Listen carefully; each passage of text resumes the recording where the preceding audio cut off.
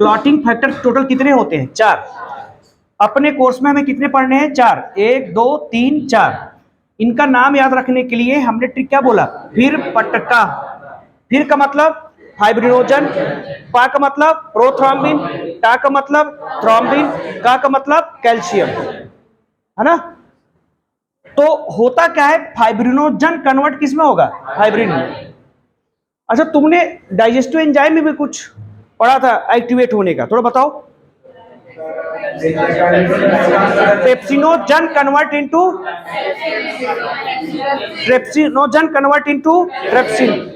और बताओ, carboxy peptidase, pro carboxy peptidase, carboxy peptidase, ऐसा कुछ पढ़ा था? यानी कि तुम केवल ट्रिप्सिनोजन को याद रखो, तो ट्रिप्सिनोजन किस में कन्वर्ट होता है? ट्रिप्सिन में।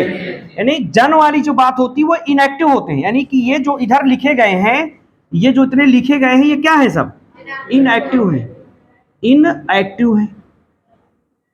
और इधर जो लिखे गए वो क्या है? एक्टिव है। तो जैसे ट्रिप्सिनोजन इनएक्टिव था, वैसे फाइब्रिनोजन क्या है? इनएक्टिव। और वो एक्टिव होके किस में कन्वर्ट होगा?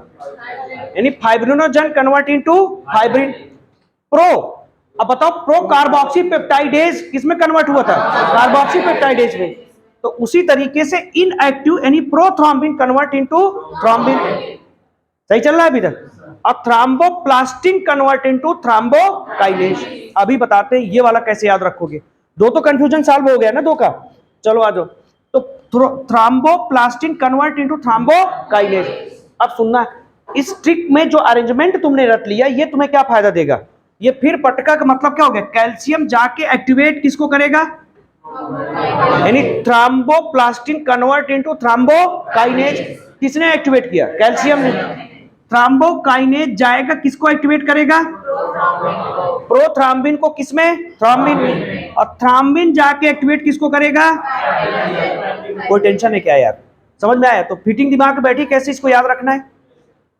एक तो पहली बात, हमें अलग अलग स्टेप में अभी इसी का थोड़ा सा ऐसा पार्ट लिखवा दे कि तुम्हारा ये क्लॉटिंग अभी हो ना पाए, दिमाग में बैठ ना पाए।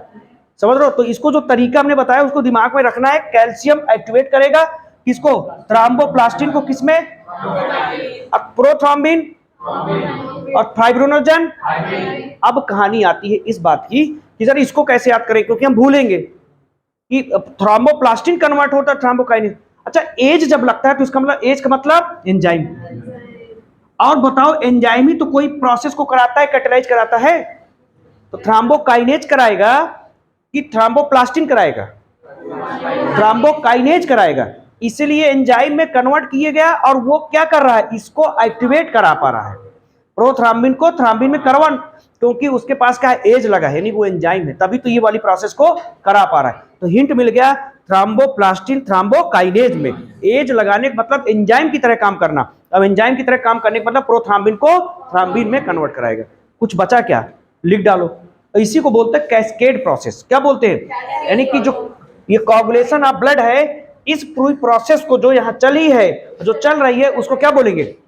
Cascade process. अब एक लास्ट अभी और लिखना है, सुनो एक बात और। इसमें से लिवर डैमेज टिश्यू, तो जो शुरू के दोनों हैं कौन से? ये वाले, ये किससे बनेंगे? ये बनेंगे लीवर में। कहां पर? लीवर में। और जबकि ये जो थ्रोम्बोप्लास्टिन है वो कहां से रिलीज होगा? डैमेज टिश्यू से। जैसे तुमने क्या किया, किसी के हाथ में चाकू मार दिया, तो क्या होगा? अब वो टिश्यू जो डैमेज हुआ, अब वो क्या निकालेगा? बोलो, थ्रोम्बोप्लास्टिन। क्योंकि उसे पता चल गया ना कि मैं डैमेज हो गया हूं, तो इसको ब्लड क्लॉटिंग की जरूरत है। तो शुरुआत इसी से होगी। ये तुरंत, वहां पर तुम्हें पता है ब्लड में कैल्शियम भरे पड़े हैं, मसल्स में कैल्शियम क्या है? भरे पड़े हैं। तो कैल्शियम की कमी तो है नहीं कि इसको सर कैल्शियम कैसे एक्टिवेट होगा, ये क्वेश्चन ही कोई नहीं है। समझ में आई बात? तो पहले ये, तो ये कहां से निकलेगा थ्रोम्बो? बताओ, डैमेज्ड टिश्यू से। बताओ, क्लियर है? नोट कर लो, बना लो। तो ये पूछा जाए क्लॉटिंग के लिए कौन सा विटामिन, तो विटामिन के। मिनरल कौन सा?